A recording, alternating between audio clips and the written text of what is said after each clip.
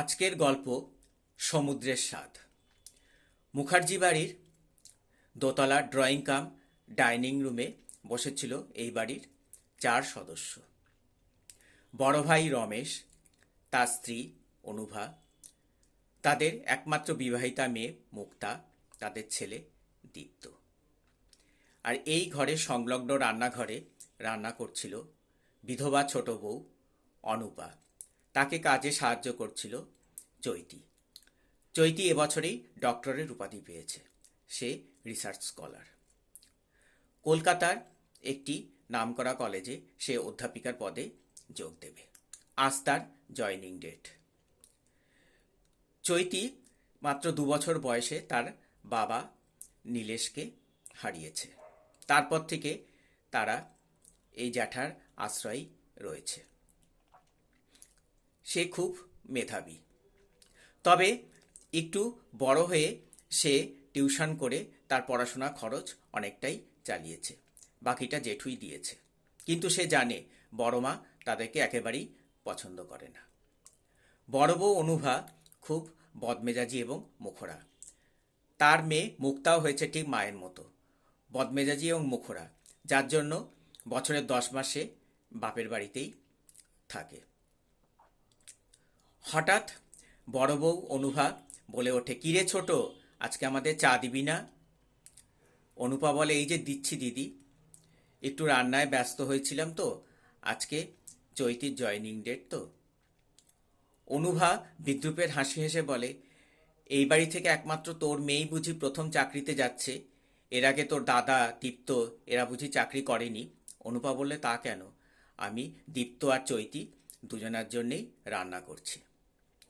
মুক্তা বলে, হ্যাঁ ছোট মা, একমাত্র তোমার মেয়েই তো আজকে অফিস যাবে, আর কোনো মেয়ে তো চাকরি বাকরি কোনো দিন করেনি। অনুপা বা চৈতি আর কিছু কথায় বাড়ায় না। সে মুক্তাকে চেনে। দীপ্ত বলে, কেন মা, তুমি তো একটু কাজে সাহায্য করতে পারো। অনুভা বলে, আমি তো অসুস্থ, ডাক্তার আমাকে কাজ করতে বারণ করেছে। দীপ্ত বলে, হ্যাঁ সে তো আমি ছোটবেলা থেকেই দেখছি। মুক্তাও তো পারে কাজে সাহায্য করতে ছোট মাকে।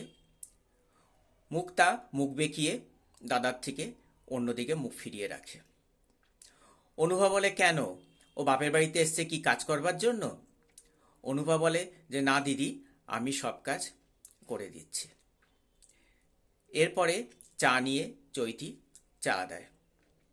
তারপরে দীপ্ত এবং চৈতি তৈরি হয়ে খেয়ে অফিসে বেরিয়ে যায়। দেখতে দেখতে 1 মাস কেটে যায়। আজকে চৈতি প্রথম মাইনা পেয়েছে। সে মিষ্টি কিনে এনে সে জ্যাঠা এবং বড় মার ঘরে ঢোকে। তারপর প্রণাম করে মিষ্টিটা বড় মার হাতে দেয় এবং জেঠুর হাতে মাইনের সমস্ত টাকাটাই ধরে দেয়। রমেশ বলে, না না না, টাকাটা তুই নিজের কাছেই রাখ। এরপরে চৈতি তার মার ঘরে ঢোকে, মাকে প্রণাম করে।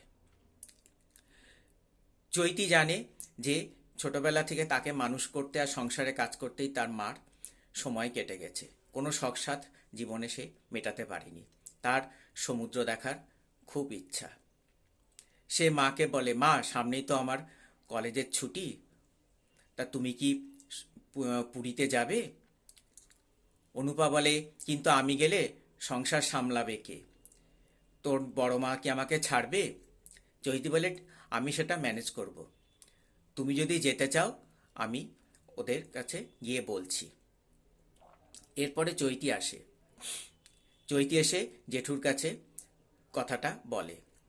রমেশ বলে, হ্যাঁ যা না, ছোট বউ তো কোনোদিন বাড়ির বাইরে বের হয়নি। অনুভা বলে, কিন্তু সংসার সামলাবে কে, আমি তো অসুস্থ। দীপ্ত বলে, ওতে কিছু হবে না, মাত্র তো 3-4 দিনের ব্যাপার, আমরা সবাই মিলে ম্যানেজ করে নেব।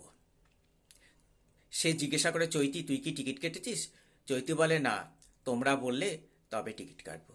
বলে, হ্যাঁ তুই টিকিট কেটে নে। চৈতি এরপরে টিকিট কাটে এবং নির্দিষ্ট দিনে সে মাকে নিয়ে পুরীর উদ্দেশ্যে যাত্রা করে।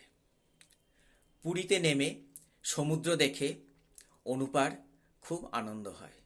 জীবনে সমুদ্র দেখার এই প্রথম স্বাদ তার মিটল। তারপরের দিন তারা আসলো সমুদ্রে স্নান করতে। চৈতি মাকে নিয়ে সমুদ্রে নামল।